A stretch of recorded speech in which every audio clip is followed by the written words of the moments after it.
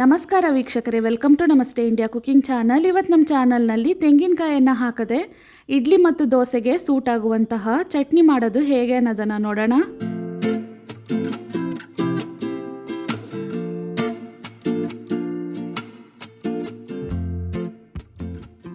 ಕಾಲ್ cup ಕಡಲೆಕಾಯಿ ಬೀಜವನ್ನು ಒಂದು ಕಡಾಯಿನಲ್ಲಿ ಹಾಕ್ತಾ ಇದ್ದೀನಿ. ಸ್ಟವ್ ಅನ್ನು ಮೀಡಿಯಂ ಮತ್ತು ಲೋ ಫ್ಲೇಮ್ನಲ್ಲೇ ಇಟ್ಟು ಇದನ್ನು ಚೆನ್ನಾಗಿ ಹುರ್ಕೊಬೇಕು. ನೋಡಿ, ಈ ರೀತಿ ಹುರಿದಾದ್ಮೇಲೆ ಇದನ್ನು ಒಂದು ಕಪ್ನಲ್ಲಿ ತೆಗೆದಿಡ್ತಾ ಇದ್ದೀನಿ. ಅದೇ ಬಾಣಲೆಯಲ್ಲಿ 2 ಟೇಬಲ್ ಸ್ಪೂನ್ ಅಷ್ಟು ಸನ್ಫ್ಲವರ್ ಆಯಿಲ್ ಹಾಕ್ತಾ ಇದ್ದೀನಿ. ಎಣ್ಣೆ ಬಿಸಿ ಆದಮೇಲೆ ಖಾರವಾಗಿರುವ 4 ಹಸಿರು ಮೆಣಸಿನ್ಕಾಯಿ, 4 ಗುಂಟೂರು ಒಣಮೆಣಸಿನ್ಕಾಯಿ ಮತ್ತು 1 ಬೆಳ್ಳುಳ್ಳಿಯನ್ನು ಹಾಕಿದ್ದೀನಿ. ಮೆಣಸಿನ್ಕಾಯಿಯ ಬಣ್ಣ ಬದಲಾಗೋವರೆಗೂ ಇದನ್ನು ಚೆನ್ನಾಗಿ ಬಾಡಿಸ್ಕೊಬೇಕು. ಸ್ಟವನ್ನು ಲೋ ಫ್ಲೇಮ್ನಲ್ಲೇ ಇಟ್ಟು ಬಾಡಿಸ್ಬೇಕು.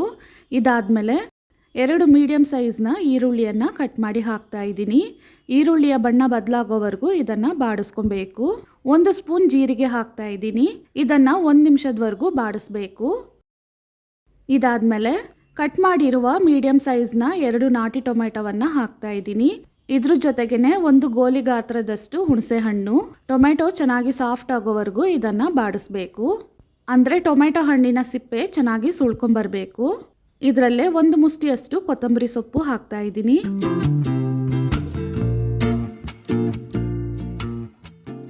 ನೋಡಿ, ಚೆನ್ನಾಗಿ ಈ ರೀತಿ ಬಾಡಿಸಾದ್ಮೇಲೆ ಮೊದಲೇ ರೋಸ್ಟ್ ಮಾಡಿದ್ದ ಕಡಲೆಕಾಯಿ ಬೀಜವನ್ನು ಇದರಲ್ಲೇ ಹಾಕ್ತಾ ಇದ್ದೀನಿ.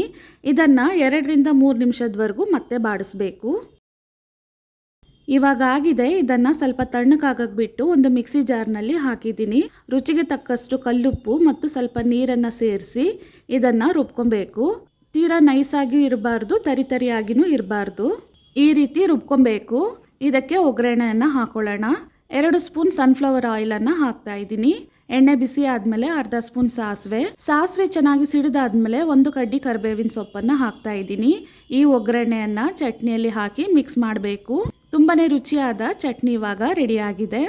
ಇದನ್ನು ಇಡ್ಲಿ, ದೋಸೆ, ಚಪಾತಿ ಮತ್ತು ಮುದ್ದೆ ಜೊತೆಗೂ ತಿನ್ಬೋದು. ತುಂಬಾ ರುಚಿಯಾಗಿರುತ್ತೆ.